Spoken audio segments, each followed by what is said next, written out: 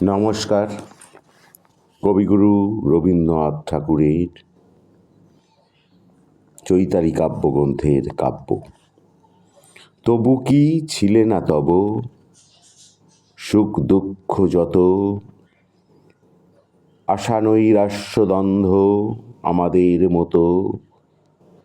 হে অমর কবি, ছিল নাকি অনুক্ষণ রাজসভা ষড়যন্ত্র আঘাত গোপন? কখনো কি সহনাই অপমান ভার, অনাদর অবিশ্বাস অন্যায় বিচার? অভাব কঠোর কূঢ় নিদ্রাহীন রাত্রি কখনো কি কাটে নাই বক্ষে শেল গাঁথি? তবু সে সবার ঊর্ধ্বে নির্লুপ্ত নির্মল ফুটিয়াছে কাব্য তব সৌন্দর্য কলম আনন্দের সূর্যপানে। তার কোনো ঠাঁই দুঃখ দৈন্য দুর্দিনের কোনো চিহ্ন নাই। জীবন মন্থন বিষ নিজে করি পান, অমৃত যাছিল করে গেছি দান। নমস্কার। নমস্কার, সুপ্রভাত। কবিগুরু রবীন্দ্রনাথ ঠাকুরের উৎসর্গ কাব্যগ্রন্থের আবর্তন। ধূপ আপনারে মিলাতে চায় গন্ধে, গন্ধ সে চাহে ধূপের রহিতে জুড়ে। সুর আপনারে ধরা দিতে চায় ছন্দে, ছন্দ ফিরিয়া ছোটে ছুটে যেতে চায় সুরে। ভাব পেতে চায় রূপের মাঝারে অঙ্গ, রূপ পেতে চায় ভাবের মাঝারে ছড়া। অসীম সে চাহে সীমার নিবিড় সঙ্গ, সীমা চায় হতে অসীমের মাঝে হারা। প্রলয়ে সৃজনে না জানি একার মুক্তি, ভাব হতে রূপে অবিরাম যাওয়া আসা।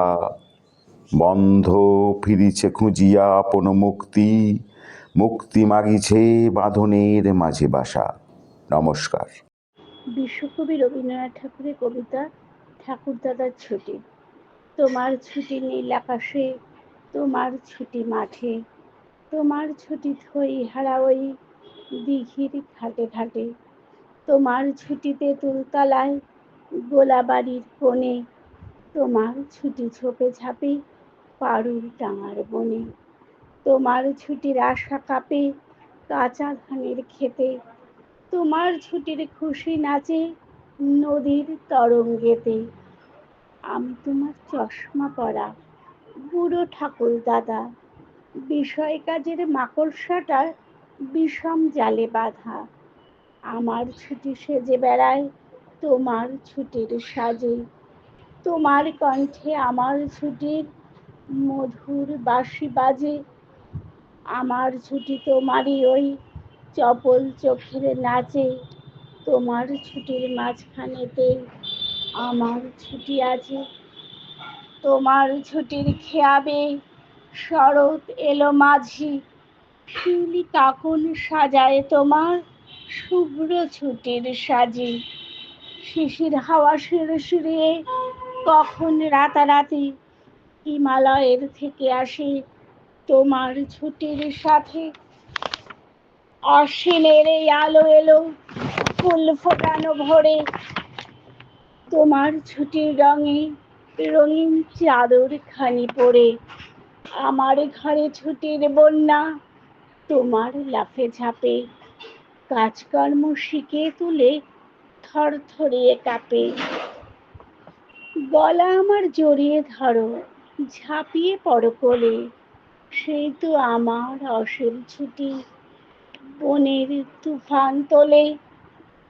তোমার ছুটি কে যে জোগায় জানিনি তার রেট, আমার ছুটি জোগাও তুমি ওইখানে মোর জিত। Ambedkar fort jail This is a reading from India Wins Freedom Maulana Abul Kalam Azad, the complete version.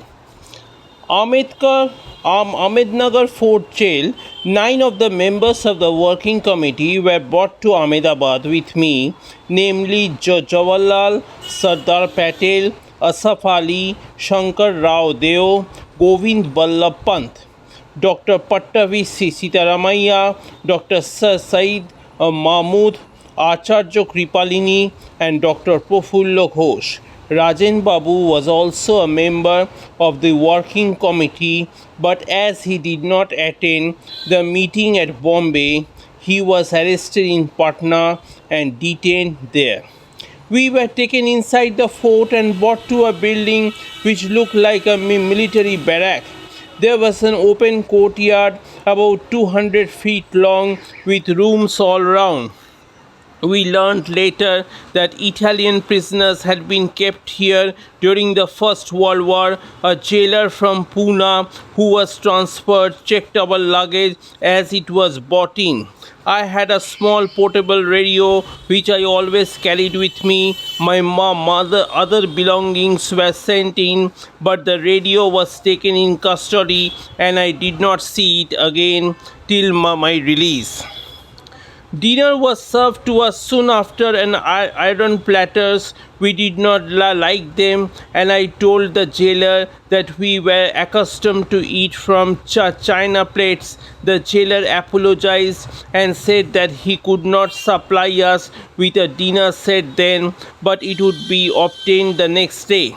A convict from Pune had been brought to serve us as our cook. He could not prepare food according to our taste. He was soon changed and a better cook appointed. The place of our detention was kept secret. This seemed to me foolish, for it was obvious that the facts could not be concealed for long. The government action did not, however, surprise me. Perhaps all governments act foolishly on such occasions. After 2 or 3 days, the Inspector General of Prisons, Bombay, came to visit us. He told us that government orders were that we could not write even to our relatives nor receive letters from them.